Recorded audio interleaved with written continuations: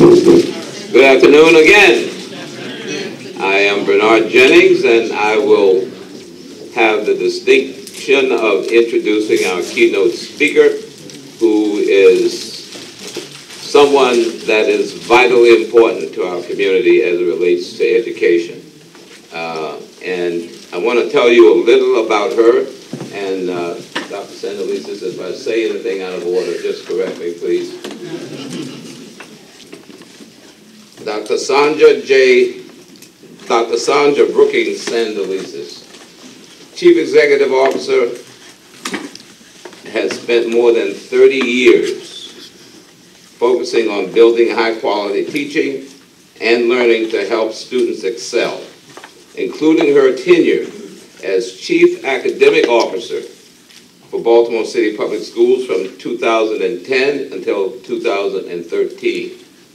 She returned to City Schools in 2016 after serving 3 years as Vice President of K-12 Policy and Practice at the Education Trust, a nonprofit organization focusing on achieving closure of the gap between African American students, Latino, Native students, and students from low-income families.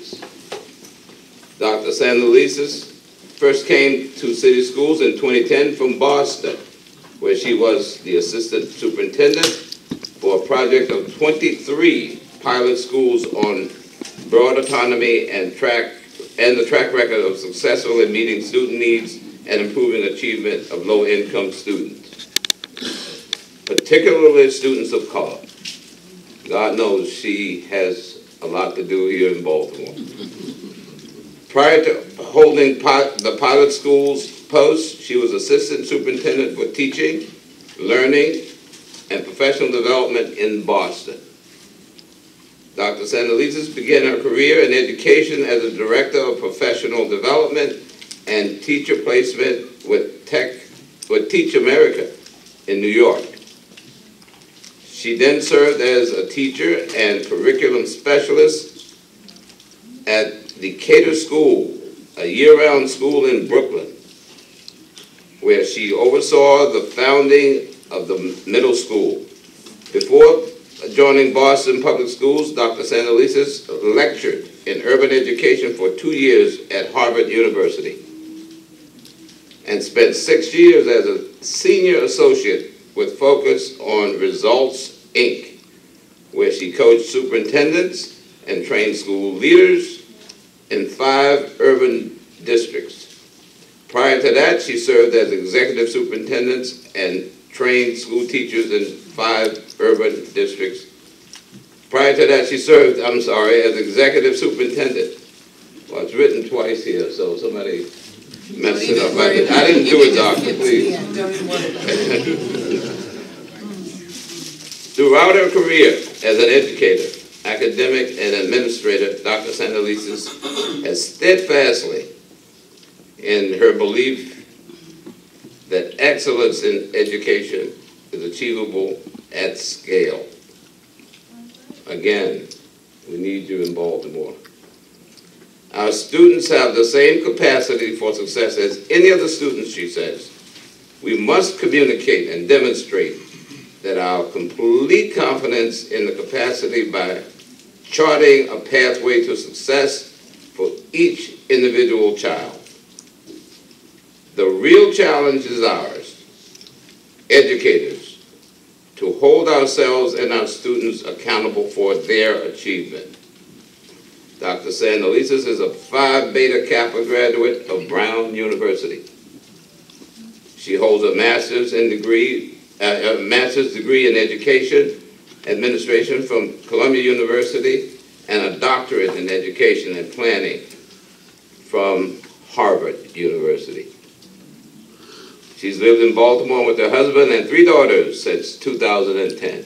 Ladies and gentlemen, please give a warm East Baltimore, no, I should say Baltimore City,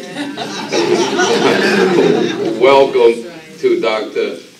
Sandra Sandelises.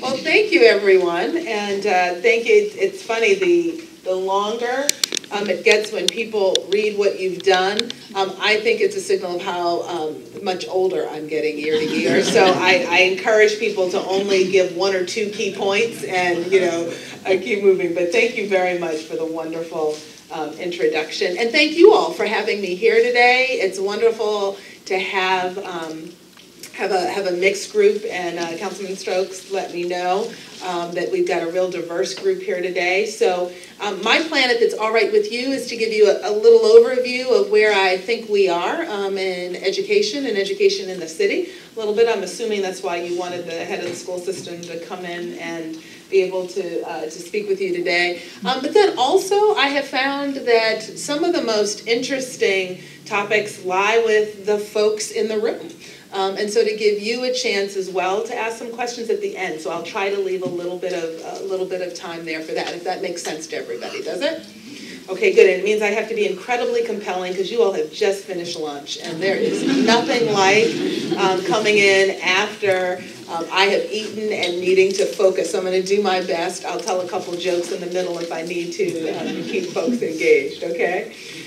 So a couple of things as we get started that I would first like to share is that before we talk about education in Baltimore City, I think it's important for us to realize that what's going on in the city is happening within the larger context of what's going on in the state and what's going on in the country right now. And I will say just the difference in discussions between when I first arrived in Baltimore City as the chief academic officer in 2010 until 18 months ago when I re-entered the city as CEO, although I will tell you already it seems like it's been 5 years, not 18 months. But really, we're very starkly different. And I think if I start there, it'll be a nice segue into where we are in Baltimore City. So one important change, I think, that is impacting where we are and what we see and what we're experiencing in education in the city is the fact that across the country, there has been kind of a marked shift, a real hard look at what is the role of local communities in the institutions that serve them, right? So when I first came to Baltimore City, people were like, okay, let's just make the schools better, right? And what are we going to do to increase student achievement? And not that people don't want that anymore, but because across the country we have our public, we have our communities across the country really questioning what's the value and the worth of public institutions, right? Do public institutions still reflect the people that we're supposed to serve? So what that looks like for me that's really different here in the city is that there's much more, and I think in a good way, despite what you see at school committee meetings on the news or any of that, and despite how passionate public can get about the institutions, about the job they think we are doing or not doing, I actually, believe it or not, think it's a good sign. I think it's a good sign that nationwide we have folks waking up and saying, wait a minute, it's not just business as usual, and just because you're in some big building or just because you're a government agency, that means that this is automatically the way that things should happen. And so you have much more voice. And what that means is that there's a much greater expectation now, and I think, there always should have been, but a much more energy around what is the role of the everyday citizen, right, in the work that government is doing. And what that means for us in city schools here is that it's much greater responsibility now. The public wants far more detail, and there's an expectation of connection, right? That somehow we as city schools cannot be effective, I would argue, but parents and families agree with us if we cannot connect, right, with our young people, with the families, with the communities that we're engaging. And the reason why that's different is because even 10 years ago, it really was, if you just make the schools better, then people will drop off their kids, go home, and be happy. And that's not the case anymore. The case is people want to know what's the information, what's going on, what's the plan, and actually I'm going to hold you accountable on a daily basis for what we do, because if I don't like it, right, I'm not only going to call Central. If I don't get what I want from Central Office, I'm going to come to a board meeting. And while we sometimes look at all the yelling and screaming, and it's so funny, the number of people I run into who are like, are you okay? Because it's looking really rough out there. And how are you doing, right, with this and that? And one of the things I say is, while it always can be, right, a challenge, engaging, right, when people feel really passionately about something, in the end, I think that's a good thing. I think that the mobilization that we're seeing across the country is a good thing. I think it's a good thing because what it does is it reminds us, one, that our schools are in fact public schools, right? They are schools that are there to serve a public and are representative of communities. And that's a good reminder. The second piece that I think is occurring nationally that's having an impact on education generally, but particularly here in the city, is that we have a lot more fracture within how we are viewing ourselves as a country right now. I don't think that means that we will cease to be. I think that the United States has gone through many iterations of fracture and shaking. But what that means is that there's not a given point of agreement, right? And that a lot of those struggles are coming into schools. So conversations about inequity, right, that are happening broadly now, like who has what resources, who has access to what kinds of opportunities, is playing out in our schools in real ways, right? So whether it is heat, the lack of heat in January, or whether it is who has access to the kind of learning that allows young people to either have a real, what I call family sustaining wage, right? A wage where you know you can actually raise a family, right? And have a productive life, or go to college, are not the given. And there are battles around that access to those resources that are playing out in schools in ways that were not as pronounced, or not as kind of visceral or as they are now. And I think that's, again, that is a good thing as well, if we are willing to address the underlying issues of equity. And I think that's what we're seeing. I think it's playing out in local elections, in national elections, across the board. And the way that it looks within city schools is what we have begun saying is, if we look at a map of Baltimore City, and I didn't bring one today, I could have. What we've done is we've looked at a map of Baltimore City, and we have used different colors to indicate sections of the city that, and their level of resources, the level of investments that have been made in particular areas of the city. And so we put those out on a scale with red, yellow, light green, dark green, with dark green being more resourced and red sections being less resourced. And we look at a variety of actually not even school factors. So we look at infant mortality rates. We look at presence of tree foliage. So, believe it or not, like the presence of trees, right, varies and says something about the resources, right? Access to grocery stores, transportation, safety rates. And so what we did was we mapped the city, and then we placed schools in those sections. And one of the things that we did first was to say, look, there is a relationship, right? So let's all be familiar. But the second piece that we did was we actually mapped the educational opportunities and the educational resources to that same map. And I'm here to very candidly say to you that when we mapped, we realized that we were actually reproducing as a school system some of the same patterns of inequity that were being shown in other indicators. And what that did for us was it created a different accountability point. And that's not an accountability point that we would have examined in that way when I first entered the district 10 years ago.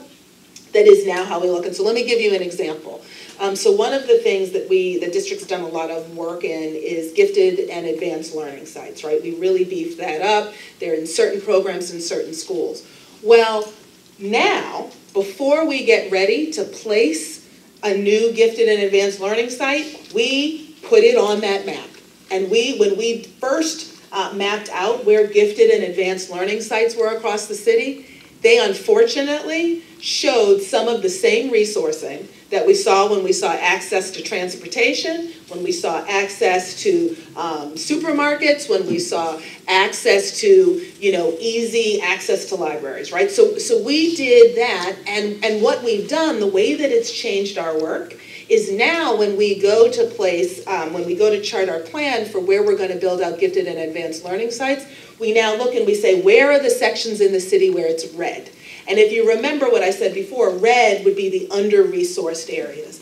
And so now we're making a very deliberate, calculated attempt to build programming, build resources in those areas instead of assuming that it's just going to fall where it needs to fall. We're deliberate about things like athletics programming, right? So who are the schools that have robust athletics programming, and where are the schools where we have less robust or non-existent programming if you're talking about at the middle level.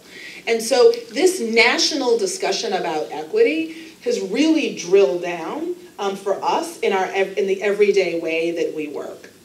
It's also what I'm sure you've heard about within the news lately, has really driven a state resourcing discussion. And what's really interesting about this discussion of resources is that 18 months ago, when I first arrived in Baltimore City, I could tell you maybe 2 people who I would speak with would know what the Kirwan Commission is. How many people have at least heard of the Kirwan Commission?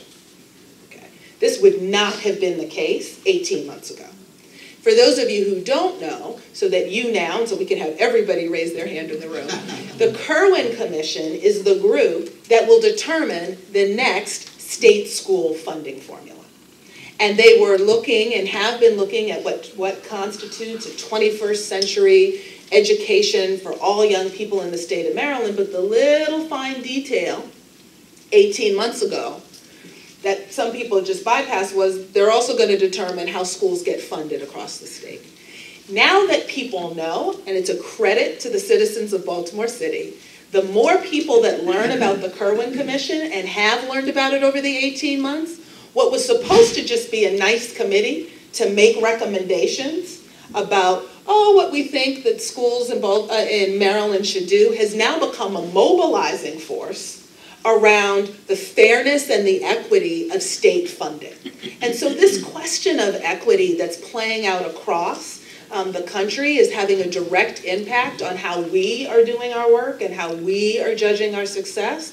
It's playing out at the state level. And if you combine that with that first trend that I referenced about communities expecting more, being more kind of forceful about the need to include everyday citizens, right? Like, and one of the things I used to tell people when I was in DC is that I know it might seem like sacrilege to say this, but the difference between a Tea Partier and a Black Lives Matter, which you would think would be on total different ends of the spectrum, right? The political spectrum.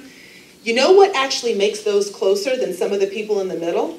Is that they're both arguing that the establishment has forgotten the everyday people.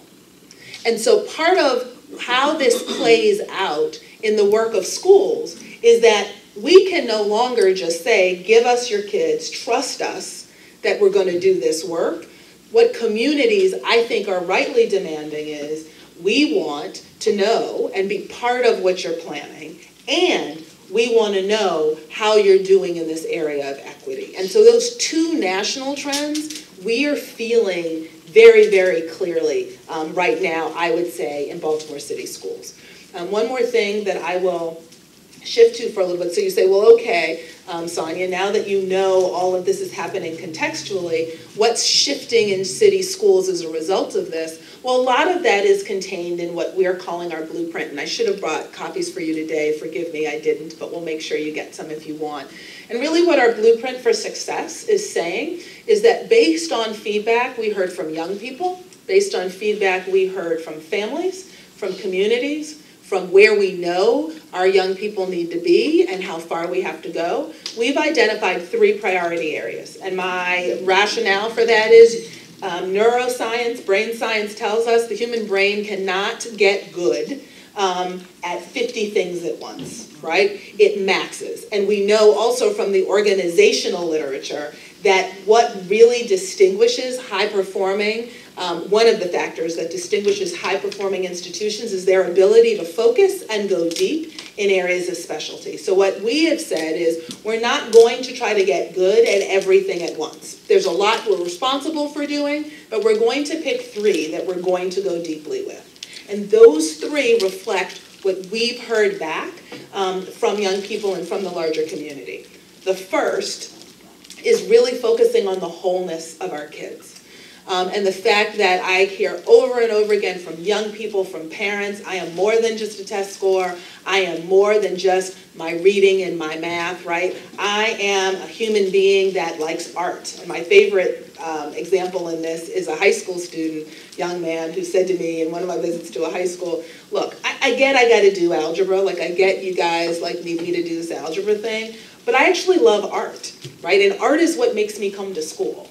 And you know, in my high school, I only have 1 art class I can take, right? So if we're going to actually educate young people as whole people, we have to understand that our curriculum has to be rich and robust. And we also have to understand that a lot of our young people's ability to learn and connect with learning is dependent on our ability to realize that there's a bunch of social emotional factors. And as the mother of a middle schooler, and I taught middle school, but this is the first time I've been the parent of a middle schooler. How many of you have been around a middle schooler lately? So you know that's why you're chuckling, because you know what I'm talking about, right? And their brains are just like funny, right? And somehow it's not always just what they know, it's how they feel about something, right? And so what we have found in our schools is that, and what we heard from teachers is that we need to attend to this relationship building with young people. And for so many young people in Baltimore City, their ability to make those personal connections is impeded by what they're experiencing, right, in the rest of their lives outside of the city. So trauma does matter. And what I tell people is we're developing our teachers, and we're committed to doing that through things like restorative practices, through social emotional well-being. We're partnering with CASEL around that. But our kids have to know that while we have to treat their trauma, and we have to connect them with professionals, not teachers, by the way, right, who can actually help them with that, they need to be more than their trauma, right? We have to be able to provide them with the kind of opportunities that help them move past that. So one principal who received a federal grant for more school psychologists and school mental health professionals, as a result of the Freddie Gray uprising, right? And so they were in that zone. You know what was really interesting when I talked to that principal? We had a big splash. You know what he said to me? He said, you know what, Dr. S., this is great. We're glad we're going to have more mental health professionals. We're glad we're going to have these folks here to help us. But I got to tell you, it would be great if we could also get, like, martial arts after school. It would be great if we had some after-school, like, girls and boys groups, right? Like, those are the things, too, because those are the things that help some young people move. So this whole idea of wholeness is a real deep focus for us, both in terms of learning experiences as well as addressing young people's social emotional well-being. Second major area, because at my core I am an academician, and one of the things I say to my team is there is still, until further notice, no other institution in this city that is singularly charged with making sure that young people have the academic skills that they need. That still belongs primarily to schools. And so because of that, one of the areas we are going deeply with is literacy. And we're going deeply with literacy, one, because all you have to do is look at our data and see that. But two, we know, and I know as an educator, that if you do not have a foundation of literacy, you are missing the backbone to all learning. So when I when I talk to young people who say, oh, I want to be a doctor, right? I know that if that 7th grader is reading at the level of a 2nd grader, the chances of that happening are far, far away, right? Because of everything else they need that really is based out of words, about being able to read numbers, right, within that. Similarly, young people who love history, right? Our future historians, our future librarians, our future, right? That's all grounded in the backbone of learning, which is literacy. So we're going deep with literacy. We have too many young people who are graduating from high school who can't even participate in entry-level job training programs. I saw we had a parent, because she had written directly to me, and I do occasionally read some of them. I know I get a deluge, but I read this one, and she had an 11th grader who was still reading at a 2nd grade level, right? Now, how can I, in all good conscience, say to that parent and that young person that graduating in a year with a 2nd grade reading level, you're actually going to be able to earn a family-sustaining wage in today's economy, right? And I wouldn't be able to. So we're looking at our adolescent literacy, how do we ramp kids up, but also our kids that are kind of average, that actually could be highly proficient in literacy. That's part of why we're also going deep with some of our gifted and advanced learning and beefing that up as well. So literacy is the second area. And then the third and final area is leadership.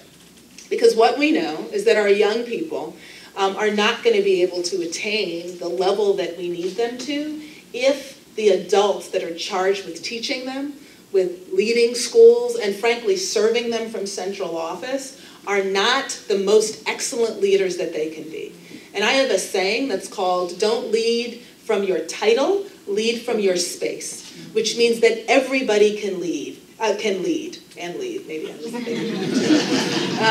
But that everybody leads, right? And you make decisions about leading based on whether you choose to be a solution person or only a problem person, right? You choose to lead in your choice. Are you going to innovate and think about a new way to address a problem, or are you going to continue to do the same thing? And that's true whether you are a custodian, whether you are a 5th grade teacher, whether you are an 11th grade or 10th grade chemistry teacher, whether you're a principal or whether you're a central office administrator. So part of what we're investing in is when we looked, particularly at central office, there has been very little investment in the development of leadership capacity in central office staff. You just kind of come in, we plug you in your seat, and we don't develop you. So we're working on that, as well as, frankly, our school leaders who told us in the last 3 years we really haven't had any development. And so we're reinvesting in things like mentorships and making sure that our excellent school leaders are the ones that are helping our school leaders that have a ways to go to get better. So those are our 3 areas, and I'm very proud of myself. I did leave time for questions. And it's really just so that you can walk away and know that while we look at the current context and where we are, we're not just standing still. We're not just in place. And what I tell my folks is part of why I'm out there taking the interviews and going to Annapolis and doing these other things is so you can focus on this core work. Because we believe if we can go deeply with making sure we're addressing the whole needs of our young people, really making sure we have a foundation of literacy that is secure across the district for all kids, and develop our leaders who will be the ones who will innovate around the other solutions we need, we feel like those 3 leverage points can really begin to move our system in the right direction. So that's what I have, because I wanted to leave you time for your questions. But I did want to thank you all, if for no other reason, for after lunch. You guys were a good crowd, man. I'm used to by this time, like, woo, people are like, I'm sorry, she's back. But I want to thank you for that, and I'll open up for questions, please. Not often I get to raise my hand in class. I think if we're honest, the real purpose of education is to provide every one of us with self-sufficiency, to exist in a culture of being able to take care of yourself. I agree with all your 3 points, but unfortunately I didn't hear the one that I think really needs some attention, and that is vocational training. We have to admit, college isn't for everybody. But self-sufficiency is. And these kids coming out of school, we applaud them for graduating high school, especially if they can read and write. But at the same time, these kids need money in their pocket. They need a trade. They need a skill. And my question is there any expansion discussion going on with what's currently being provided in the area of vocational training in Baltimore City? Yes. There is. Well, I need to hear about that. Sure. So a couple of things. So one, as part of our wholeness work, right? That is part of that, because we know that going to a four-year university right after graduation is not for everybody. But I will also say this, okay, and I've said this in other community meetings, that I think is important for us all to acknowledge what we mean when we say career and what was previously known as vocational education is not in 2018 what it was even 25, 30 years ago. Okay, so I meet tons of people all the time who say to me, a lot of my dad's friends back home, right? Well, you know, what happened to the good old days when like kids could come out, they had a trade, and it didn't matter. You could go out and you could make a living. While that is true, what has radically changed is that even in those trades, the level of skill that is now required to pass the entry exam, right, to actually become certified is so much further than what it was. And even in trades, and I notice how I'm saying even in trades, in quotes, there is some post-secondary education that is now required. And so what we're finding is that, you know, a cousin that I had years ago who, frankly, you know, before I got my hands on him, right, was functionally illiterate at the age of 20. He could go out and get a job. And he could figure out how to swing a hammer, to make a living, and be fine. I'm here to tell you, those days are gone. And so part of what we are facing is that the gap between what it requires to go to a four-year school and to be certified is not as large as it used to be. I went to a wonderful career, let's say vocational school in New York City. Wonderful. As a matter of fact, predominantly, quite frankly, young men of color. And they were becoming certified to be electricians, technicians.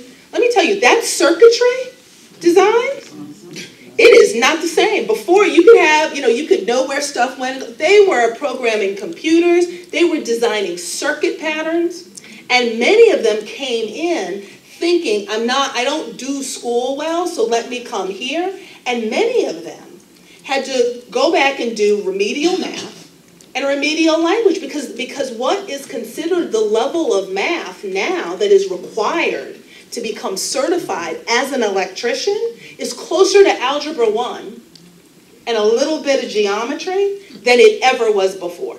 And so part of why the skill base is important and why we are still focusing on literacy and these other areas is because we have young people who, like I said, can't pass a 9th grade level of reading because people aren't going to put the pliers in your hand and say, come here, young man, young woman, let me show you what to do with this circuit anymore. All the certification exams require you to have some post-secondary education. So I think I agree with you. We are working on it. We have a new director of college and career readiness.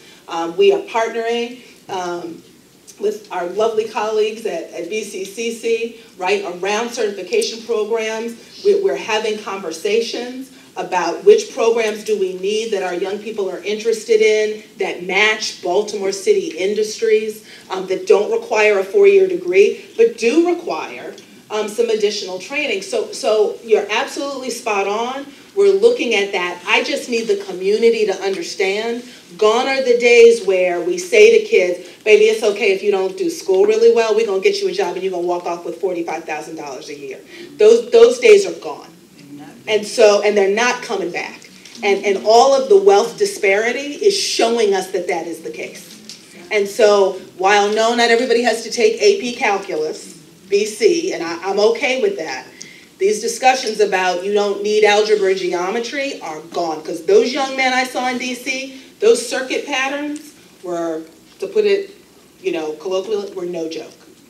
So I agree with you, and we need to have another understanding of how high the bar is now. Please.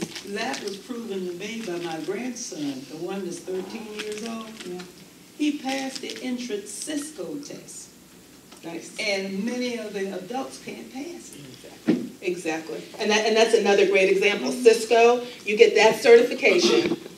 That is an entry level to what I would call a family sustaining wage without needing to put out 4 years of college. But we have many young people who can't pass that. Could too. That's right. And that was so much interesting to me because I was a math teacher before, and I said, my God. That's right. And it wasn't that hard before, was No. it? Exactly. Please.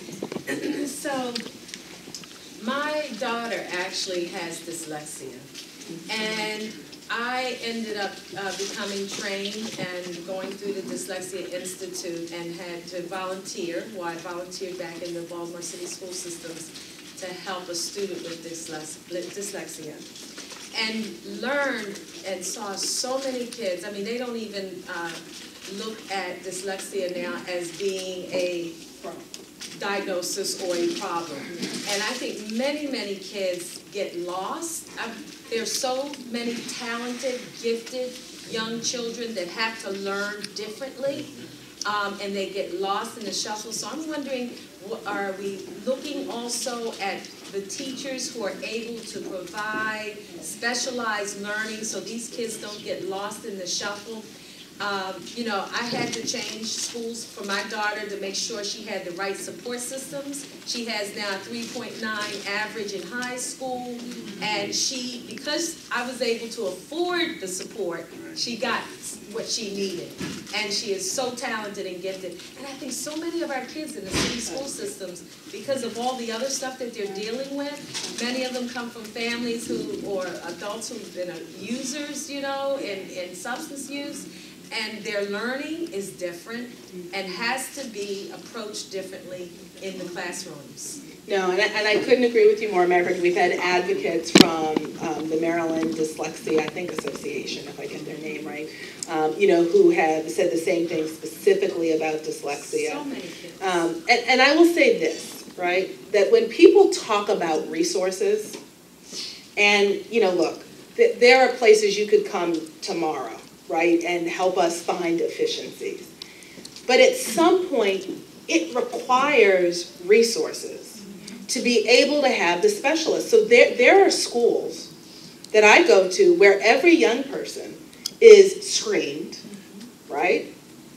Very early, there is a reading specialist on staff, not to coach the teachers, but to pull the individual students that are having challenges where you can identify dyslexia, people who specialize in dyslexia, right? And you catch it, and then, like you said, they move on as if there's no reading issue because they've been addressed. And so when people talk about the fact that it doesn't take more resources, while that is true in some areas, I think that we are being unrealistic about what is required in order to get all children, regardless of what their challenges are, to that level. And the other thing I tell people is, and this is the advantage of now being 50 and having been in schools for a long time, right? There are kids in independent schools that have reading challenges. You just never learn about them because they are pulled out in first grade. They have a one-on-one teacher who assesses and teaches them. And so by the time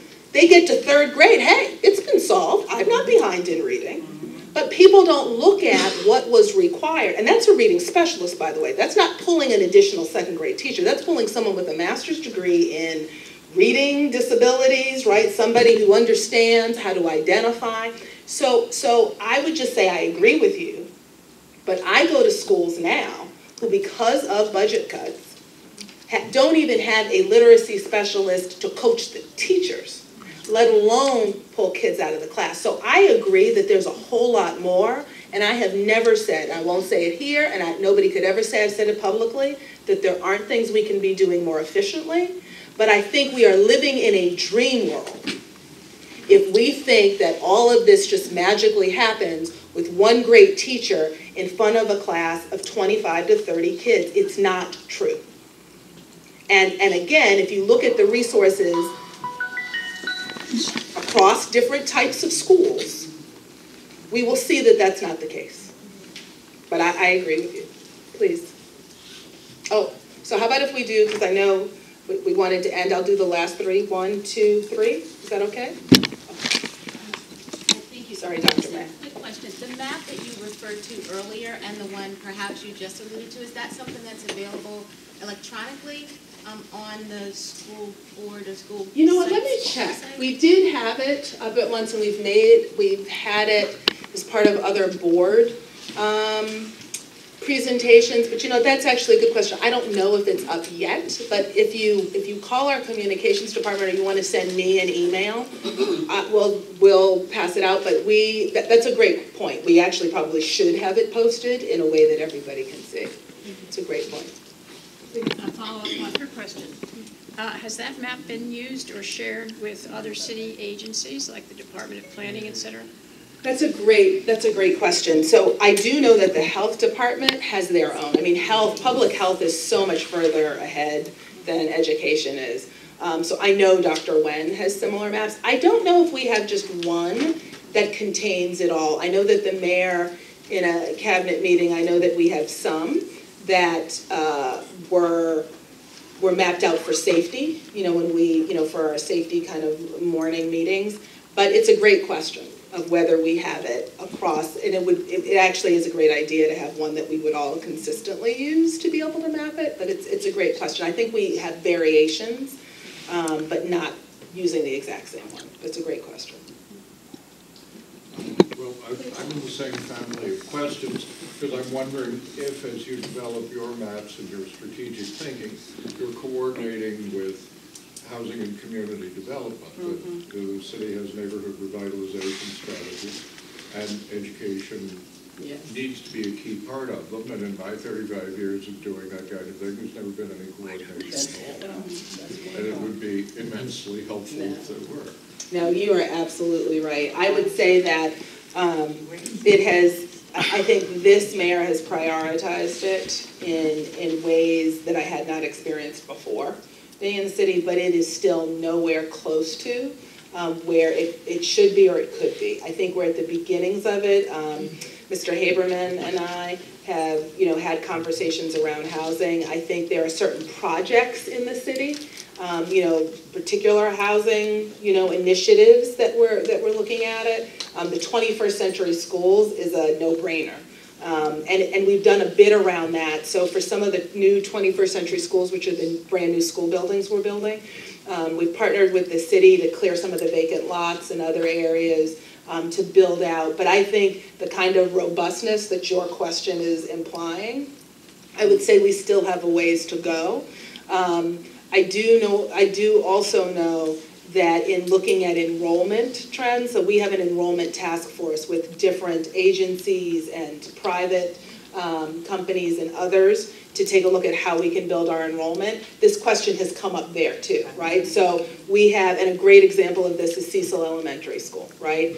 Great elementary school, does a great job with kids from all kinds of families, and particularly low-income kids.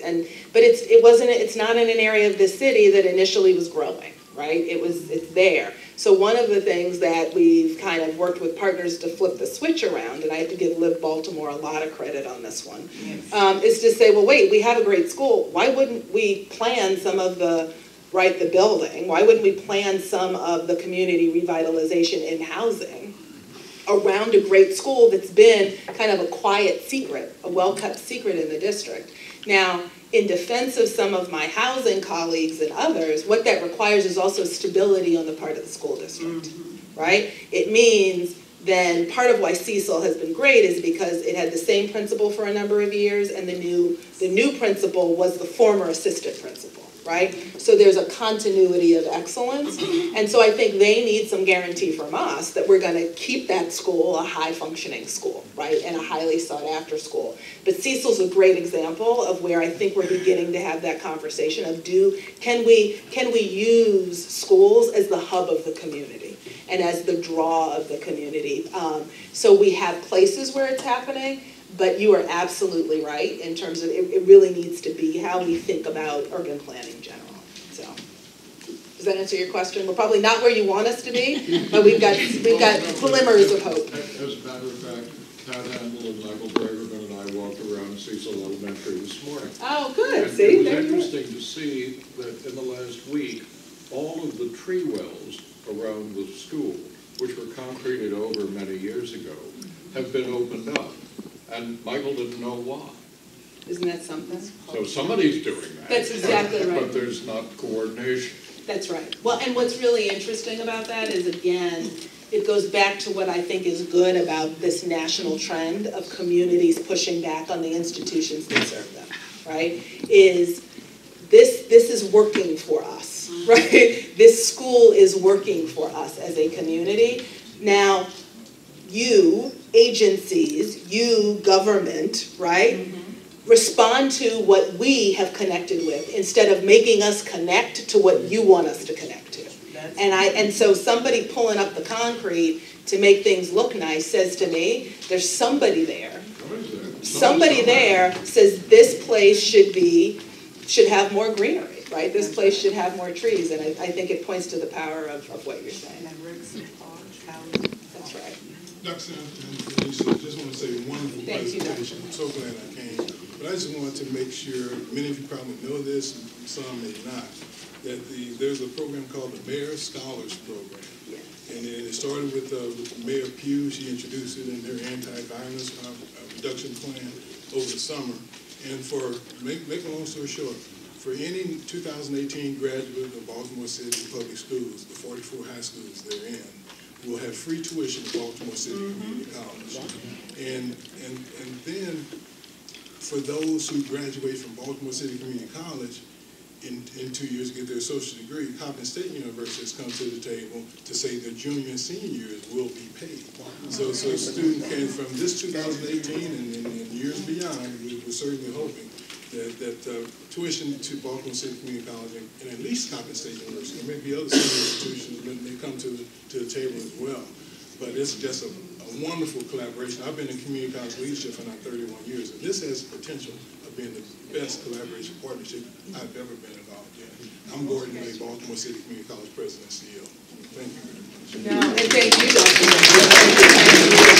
And just as a living example of the power of what Dr. May just said, the Renaissance School, which was the school, I don't know if you remember, where the district unfortunately had a student stabbed and killed. A few years ago, we had contemplated closing that school.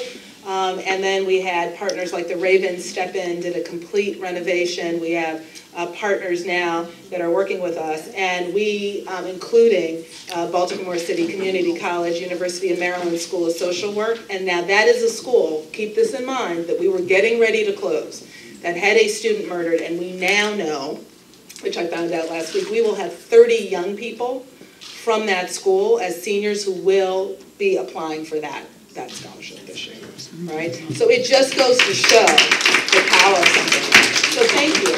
Thank you. Thank you all. Thank you. Have a great day. Thank you very, very much.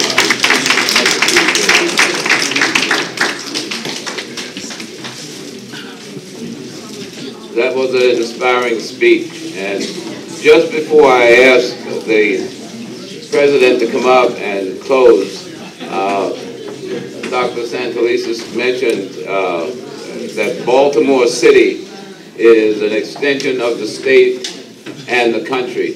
And I just left South Africa a few days ago, and I can tell you, they have problems. The saddest thing that I saw was a teacher using the ground to do math problems with students and vestiges of apartheid, because it was illegal for blacks to get an education there, period.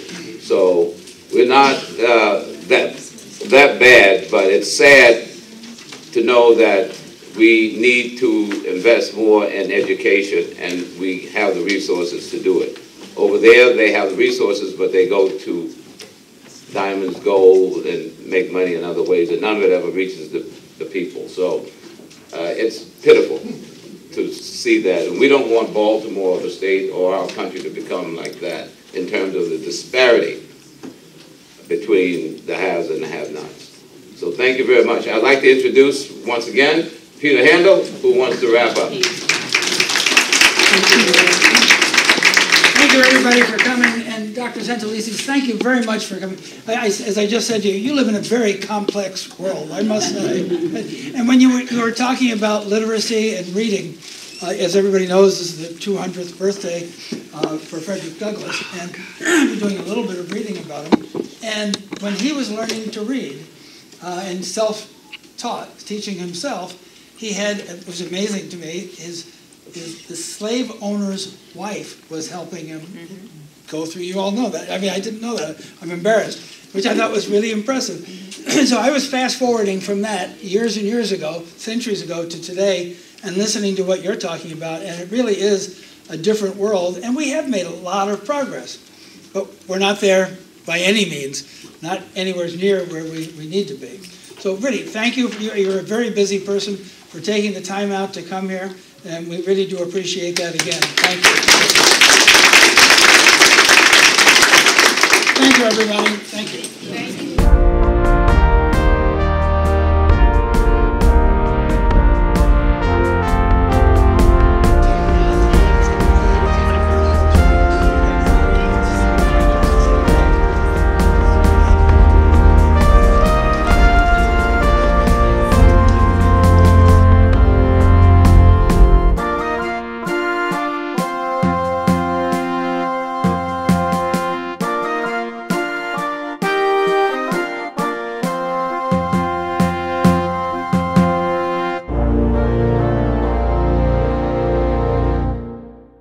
All right, Rebecca Hofberger, tell us who you are and your profession. Oh, I'm your friend, and Laredo's friend, and I'm Rebecca Hofberger, the founder and director at the American Visionary Art Museum.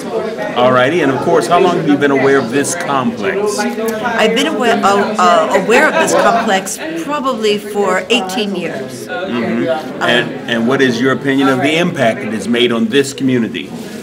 Well, you know, things get filtrated by or infused with top-down.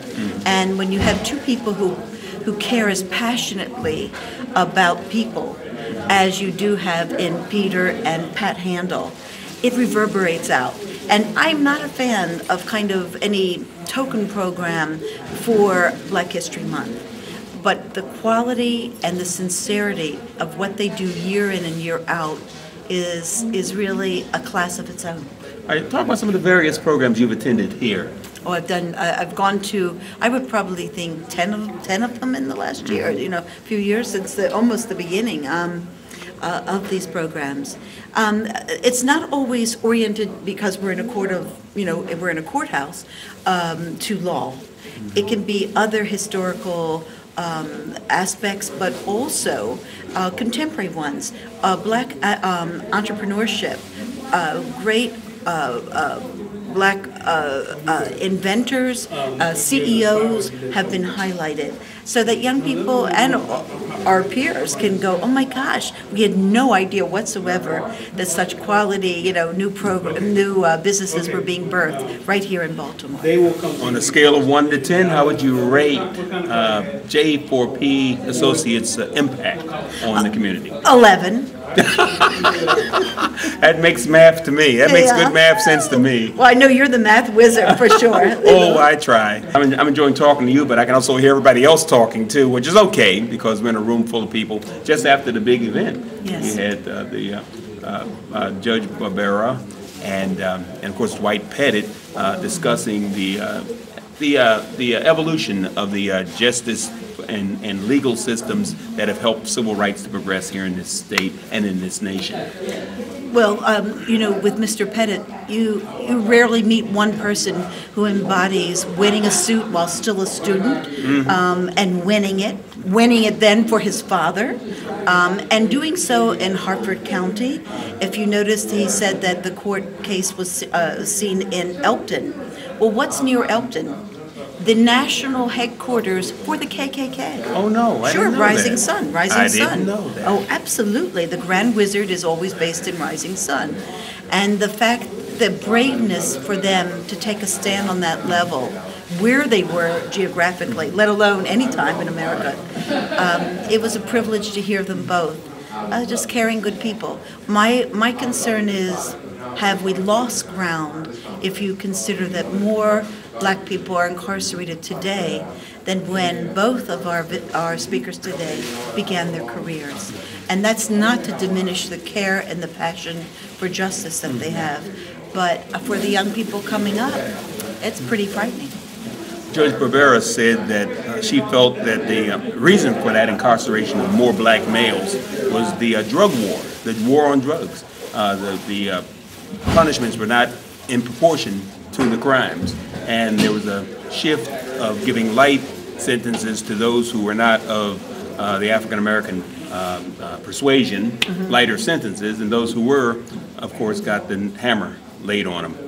It was an interesting discussion. I also feel that another reason for so many black males being incarcerated would be perhaps families that were destroyed by drugs and crime and fathers not being in the home. Well, our museum, which you're very familiar with, the Visionary Art Museum, did a year-long exhibition looking at different legality in terms of different forms of enforcement to do with whether it's a medical model, if people are using drugs, are they self-medicating, or indeed is it only a punitive issue? And looking at those countries that had gone the medical route, and not criminalizing people for the use of drugs. For the sale that's a universal, right. But the use, and those countries have a diminished crime rate. I mean, almost immediately from that shift. So, and then we also know that when you get convicted of certain types of drug crime, you lose your right to vote. So you become not an American citizen in the full sense. And so there has to be a lot of change. She was very right to bring up that, particularly in the Reagan years when the war on crimes, and frankly, even under the Clinton administration, it became tougher.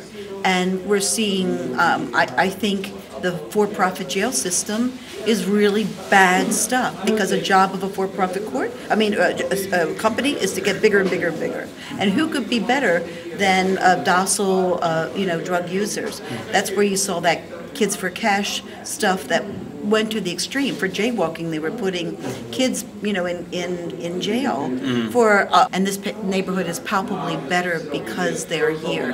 And so is actually lots of stuff in Maryland. And John, I'm just a big admirer of you, as you know. You are the easiest interviewer I've ever, and I get interviewed all the time, but through Loretta's company, and certainly, and Lou of blessed memory, who is just a treasured human being. It is always a pleasure to see you. And I'm going to hear you on the radio still, right? Yes, you will.